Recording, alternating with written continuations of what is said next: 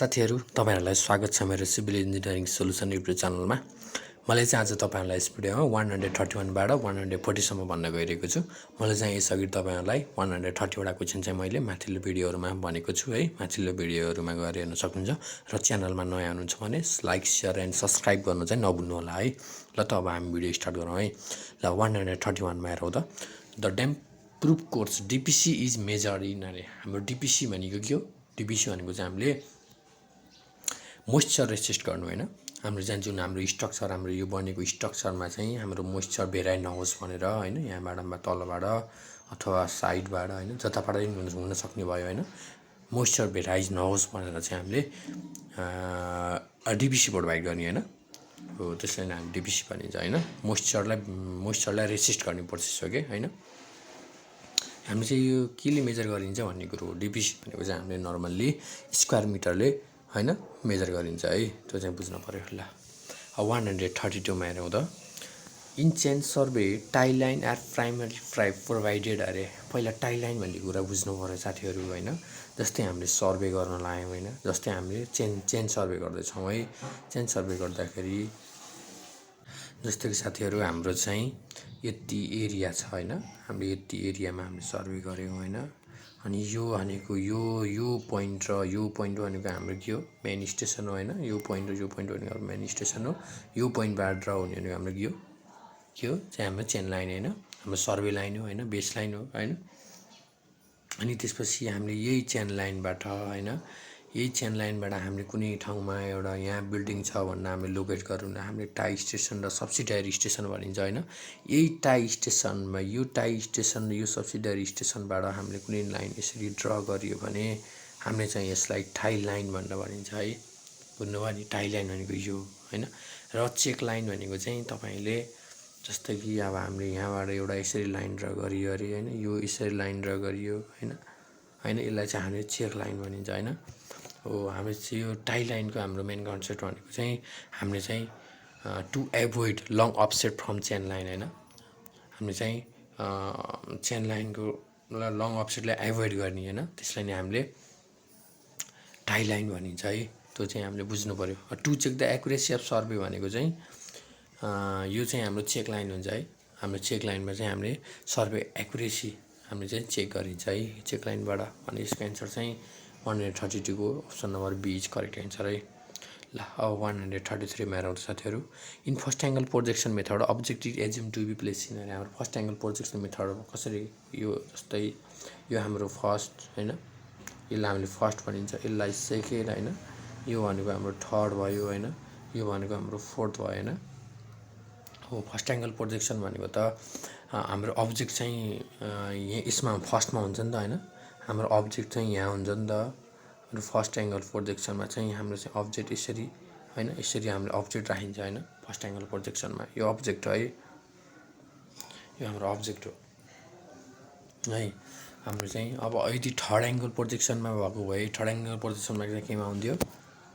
यहाँ चाहिँ हाम्रो अब्जेक्ट हुन्थ्यो के हैन। यो चाहिँ एउटा हाम्रो अब्जेक्ट हुन्थ्यो।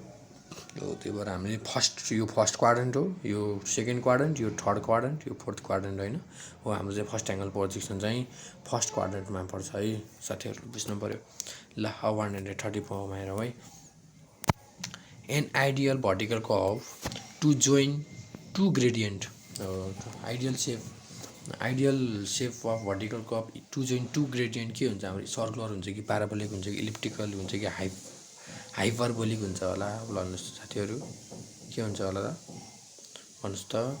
हाम्रो चाहिँ आइडियल छ हाम्रो भर्टिकल कर्व भनेको चाहिँ एउटा सुमिट कर्व हुन्छ हैन। एउटा अनि अर्को के हुन्छ? भ्याली कर्व हुन्छ हैन। सुमिट कर्व र भ्याली कर्व बोथ दुईटैलाई नै हामीले चाहिँ सर्कुलर हैन क्युबिक प्याराबोलामा हामीले चाहिँ गरिन्छ है। हामीले दुईटा जोइन टु ग्रेडियन्ट जोडियो भने चाहिँ हामीले क्युबिक प्याराबोला भन्छ है। चाहिँ हाम्रो सर्कुलर भयो। चाहिँ हाम्रो प्याराबोलिक हुनु भयो है। ल 135 मा हेरौँ है अब। ल क्वेशन पढौँ त। The real image of an object form by objective must lie हैन के हो? In the plane of crosswire at the centre of telescope at the optical centre of eyepiece anywhere inside the telescope. Obviously के हुने भयो? In the plane of crosswire भयो है। 135 को है। ल अब 136 मा हेरौँ है।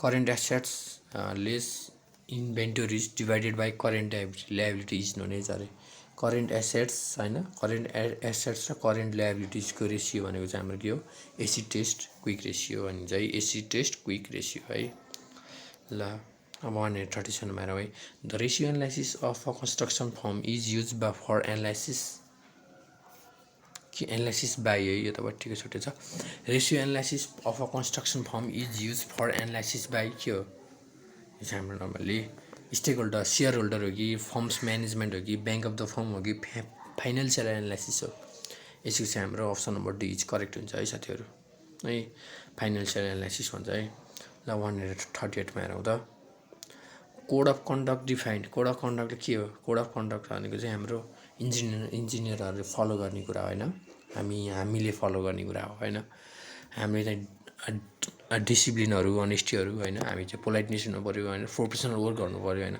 यस्तो कुराहरू हामीले फलो गर्नुपर्छ होइन अब हामी के गर्नुपर्छ त भन्ने कुरो चाहिँ यो कोड अफ कन्डक्टले डिफाइन गर्छ क्या वाट सुड वी डु है हजुर what has been what should not we do what will be भन्दा नि वाट सुड वी डु हामी के गर्नुपर्छ त भन्ने कुरा हामीले चाहिँ थाहा पाउनु पऱ्यो है ल अब चाहिँ 139मा है अब बेन्चमार्क इज हाम्रो बेन्चमार्क के हो बेन्चमार्क भनेको हाम्रो चाहिँ यो हामीले कुनै सर्वे गर्न गयौँ होइन हामीले सर्वे गर्दाखेरि चाहिँ हाम्रो हाम्रो एरिया छ यो हाम्रो ग्राउन्ड लेभल छ होइन यो ग्राउन्ड लेभलमा चाहिँ हामीले हाम्रो यो पोइन्ट भनेको हाम्रो बेन्चमार्क हुन्छ कि साथीहरू यो भनेको हाम्रो यो पोइन्टको हाम्रो आरएल थाहा हुन्छ होइन यो पोइन्टको हाम्रो आरएल थाहा हुन्छ कि नोन आरएल भन्ने चाहिँ भनिन्छ होइन यो पोइन्टको हाम्रो आरएल थाहा हुन्छ मिन सी लेभलबाट हामीले चाहिँ यो मिन सी लेभलबाट होइन हामीले चाहिँ पहिले डिसाइड गरेको हुन्छ कि हामीले यति राख्नुपर्छ बेन्चमार्क चाहिँ होइन यहाँबाट चाहिँ यति चाहिँ हाम्रो बेन्चमार्क राख्नुपर्छ भनेर हाम्रो मिन सी लेभलबाट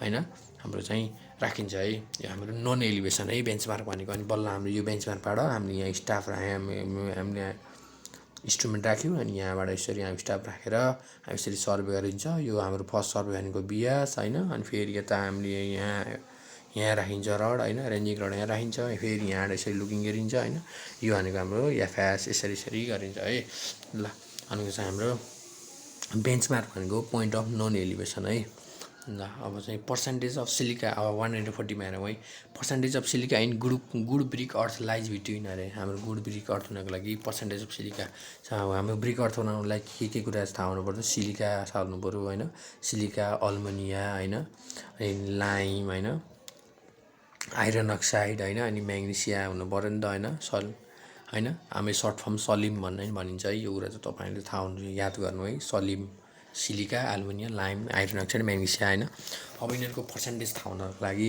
सिलिका हानेको 50 to 60% हुन्छ जेनरली सिलिका हानेको हाम्रो अन्त सिलिका भनेको 50 to 60% हाम्रो सिलिका हुनु पऱ्यो होइन अनि त्यसपछि एल्युमिनियम हानेको चाहिँ 20 to 30% चाहिँ हाम्रो एल्युमिनियम हुनु पऱ्यो होइन अनि त्यसपछि लाइम भनेको तपाईँको 10% हुनु पऱ्यो लाइम 10% हुनु पऱ्यो आइरन अक्साइडको चाहिँ हुनु पऱ्यो 7% लेस देन 7% भन्छ होइन अनि म्याग्नेसिया भनेको चाहिँ 1% होइन अनि अल्काली पनि युज गरेको हुन्छ होइन अल्काली चाहिँ जेनरली अल्काली चाहिँ त्यही 1% होला है अल्काली 1% होला ल साथीहरू यसको चाहिँ एन्सर के हुने भयो 50 to 60% option number C is correct है ल साथीहरू मैले चाहिँ तपाईँहरूलाई 131बाट 140सम्म गरेँ है ल मैले अब नेक्स्ट भिडियोमा चाहिँ 141बाट 150सम्म भन्छु है मैले चाहिँ सधैँ daily 10 most important MCQ question प्रस्तुत गर्दै आइरहेको छु फर्स्ट 6th र 7th लेभलको लागि है ल यस्तै भिडियोहरूको लागि मेरो युट्युब च्यानल सब्सक्राइब गरिदिनु होला है ल साथीहरू आजलाई म बिदा भएँ ल have a good day by by